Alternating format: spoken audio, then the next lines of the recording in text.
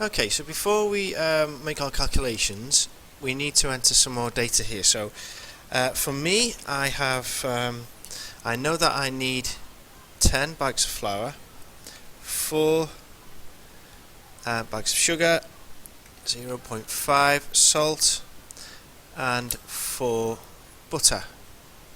And to help me measure the ingredients, I know that each one of these is 100 grams. You might not have to do this, but I think it's important for me because I need to be really precise in my calculations to make sure I don't overspend. So, whoops. The next thing I need to do, I've done my research, which hopefully you have done by now, and I know that it's 75 pence for 100 grams of flour. It's the best price I've found, and you can see that automatically changes to pound sterling. I don't have to do anything else with that. £1.50 for 100 grams of sugar, £1 for 100 grams of salt, and £1.50 for 100 grams of butter. Okay, so I need to make my calculations. So what I need to do here is multiply the quantity of cupcakes by the price. Simple formula. We are just making a calculation on two cells. So therefore all we need to do is equals. We always start every formula with an equal sign. So equals, and then click on this cell here. And you can see that it highlights it here. It references the cell here, B5, multiply by. Now you'll notice multiply isn't the X as it is in ordinary maths. It is an asterisk, or an asterisk, and you'll notice that is on the right hand side keyboard, which is the number keyboard if you have a desktop computer. Otherwise it's Shift and the number 8. Next thing you need to do is click on this cell here. So here's our calculation. Equals B5 multiplied by C5. In this case it's 20 multiplied by £1. If I hit enter, it does the calculation for me. Now, the simple thing I can do now is to use the autofill. I don't need to go over that process again. So all I need to do is hover my mouse to the bottom right hand corner until it becomes a black cross. And just fill that down 1 in this case. Okay, so underneath here, I'm going to make a simple calculation again. So equals 1, so equals D5 in this case, this time plus that one there. Okay, so again the plus sign is on your number keypad, otherwise it is, the plus is next to your backspace towards the top right hand side of the keyboard. Hit enter, and that will do the calculation for you. It's also put it in bold, which is what we did in an earlier video.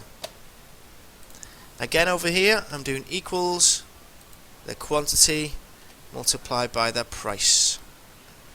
And hit enter.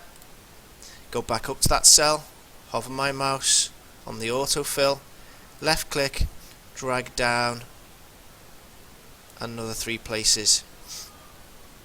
Making sure I don't go into the overall total, because I need to do a plus here. Sorry, I need to do an addition. Okay, so what I could do here is do equals plus that. So equals I5 plus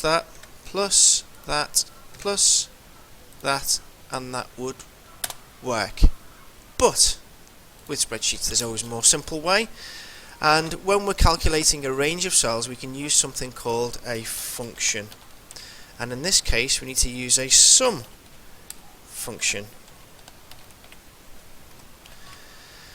Okay, so I'm putting my I'm referencing the cell where we want the overall total, and then I'm going up here to functions, clicking on sum, and then I need to select the range.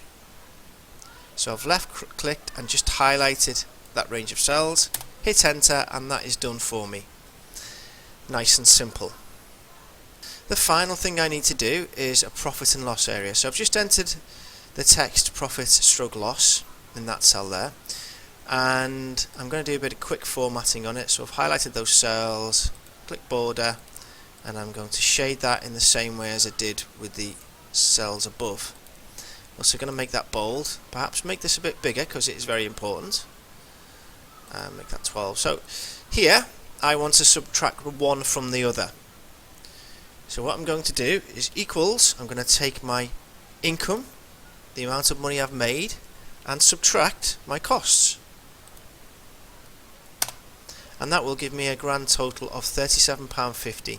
And what I could do then is have a play with the figures here. So say if only 10 people bought some cakes and only 5 people bought the chocolate cake, you can see now I'm in a loss of £2.50. There's a little minus figure there, so I'd need to have a play around with that to see how much I'd need to sell to break even, if you like, to make sure that I make some kind of profit and that I'm not at a loss. Okay.